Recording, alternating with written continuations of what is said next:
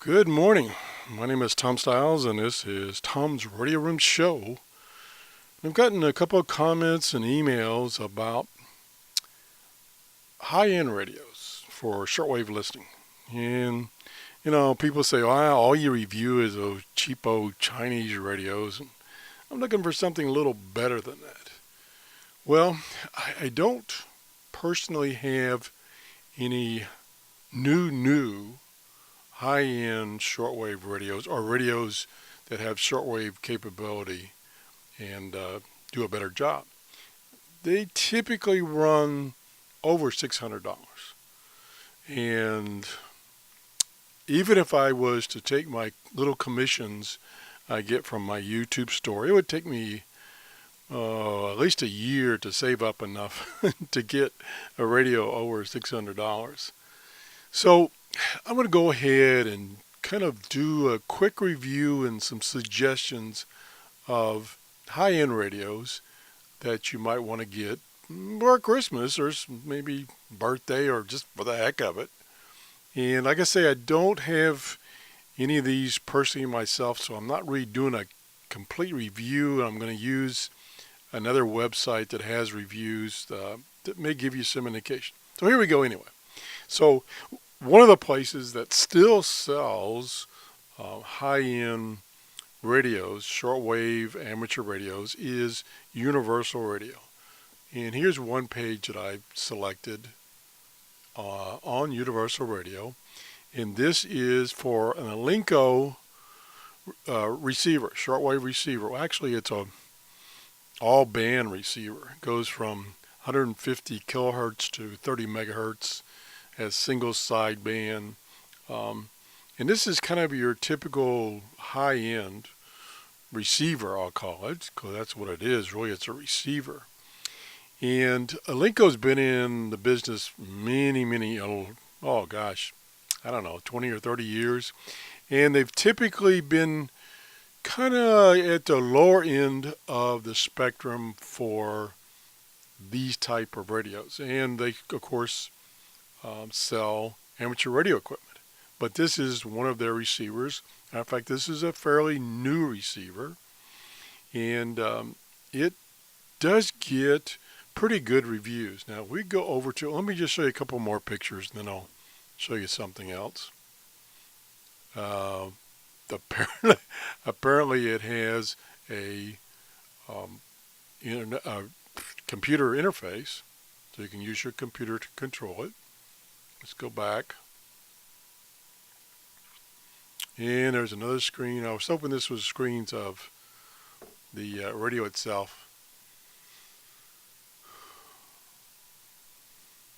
And then here's some accessories for it. Oh, here's the USB interface cable that you can use to control it.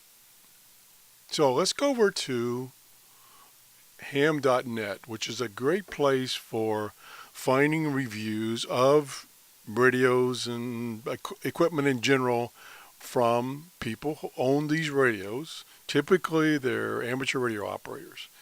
And it gives you a quick description of what the item is, where you can find out more information. Here's the Elinco homepage, and here's the average rating, 4.1 out of 5. And then, here's a review. And the guy talks about the good and bad and the ugly. For instance, the good, excellent single sideband reception, nice backlight, removable front panel, shows good quality of construction. The bad is the buttons much too small, audio on wide filter just marginal, too easy. So a lot of details here. The ugly is one of the memory banks may be hard to locate as it shows nothing in the display. I don't know what that's about. It's got 600 memories. So anyway, this is, let me go back to here. So this radio is, right now it's on sale at Universal for $450. So this is actually less than $600. But like I say, Elinco is kind of noted for their little bit cheaper radios. They skimp a little bit here and there, but still pretty solid. So that's one suggestion. Now let's go to another one. Here again, universal radio. This is an Icom receiver. Icom has been in the amateur radio and shortwave radio business, both amateur and commercial, for years and years and years. I have a Icom R71 receiver, which is quite old, but it's an excellent receiver. Unfortunately, it got hit by a power surge, and the circuits in it have been dying off slowly. And matter of fact, here it mentions the 71A that I have right here. So this is the replacement for the 71. I paid probably 20 years ago, I paid $600 for a used one. That was in immaculate condition, but it was used and it was working perfectly. This new one, the R75, is right now $670. And I would consider, based on my experience with Icom radios, like I say, I don't have this radio, that this would probably be an excellent receiver, shortwave receiver, full coverage, single sideband, various filters, and we show you a little larger image. Here we go. It reminds me of one of our Texan, I believe it is, Texan displays. Very similar. So that's that one. Go back, and then we can also go to eHAM, and we've had 76 reviews. This is a pretty popular radio, and it scored a 4.6 out of 5. Pretty darn good average. And then you can go through and review these various reviews, and you can see it's pretty well liked. You know, here's a guy who did a lot of pretty detailed, and he talks about all the features and stuff like that. So this would definitely be, based on the reviews here and based on Icom's history, this R75 would definitely be a good high-end shortwave receiver. Actually, it's all-band receiver, I'll call it, because it does AM, FM, and shortwave. Does it do FM? I'm assuming it does FM. Specifications. Let's look at specifications for a second. Yeah, there's FM. And surprising, well, bands. Where are the bands? Surprising it. Oh, 0.03 to 60 megahertz. Guaranteed 0.1 to 2.999 and 50 megahertz.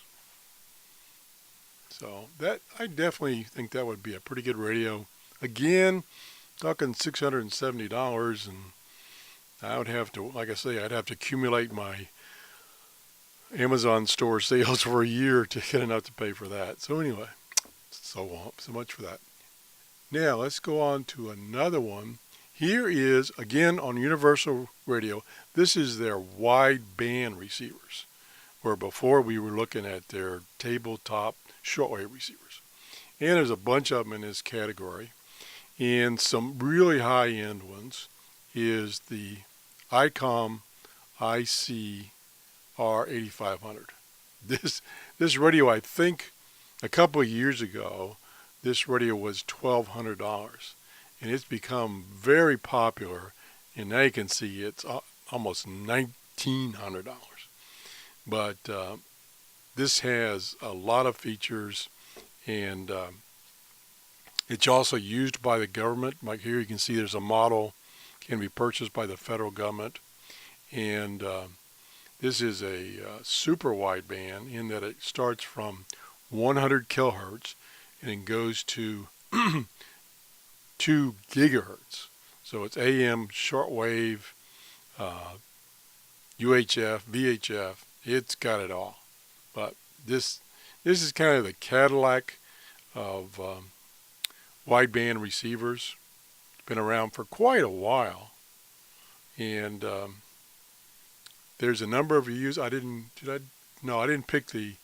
look that one up, because there's a number of reviews on this, and they're all good. So this is, if you really want to get into it, you got $2,000 laying around, or you won the lottery, that would be the radio to get. And one other thing I wanted to show you is one of, not so new, it's been out for, oh gosh, probably 10 years. But here's another thing you can do is you can actually look at transceivers. In other words, transmitters and receivers all in one radio, even though maybe you don't have an amateur radio license to broadcast. These make great receivers. And this is one I have. When I first got my amateur radio license, I got one of these used again, and I think I paid $500 for it. And it's a great receiver. It's got a nice display. Let's see if I can show you the display. Yeah, it's got a nice display here. And one of the modes is a little spectrum analyzer that appears down here. That's what really caught my eye. And unfortunately, this is discontinued, so you'd have to get one used. It's been, as this says, it's been replaced by the IC-718, and it's considerably more money. You're talking $1,300 now. But again, keep in mind, this is both a transmitter and receiver, and it works on the HF band, shortwave band, VHF band, and UHF band. So it's got a lot of frequencies it can cover. And it's really a nice unit. Again, it's made by Icom, who's one of the industry leaders in this type of equipment, both for commercial and military. So that's a couple of radios I thought I would show you as far as high-end stuff. If you are just interested in a radio, I would recommend either the Icom 75. There's another one. Let me see if they have it. There's one I missed. Let me go back here. It should be under tabletop. No, maybe it's not. Let me look. Stand by. No, man's lost again. It's not a portable. Well, I can't do it that way. Surprised I didn't catch that one. Where is it? Okay, it just doesn't have a search engine, does it? Okay, let's just do it this way. Let's go. Open a new tab. Search Icom IC-718. And well, we can go to Icom America. Gigaparts. Gigaparts sells it. I wonder if they have a good picture. Well, let's see. Yeah, this is another one, and I don't know why I missed this one. But this is very similar to the Icom R75. This is the Icom IC-718.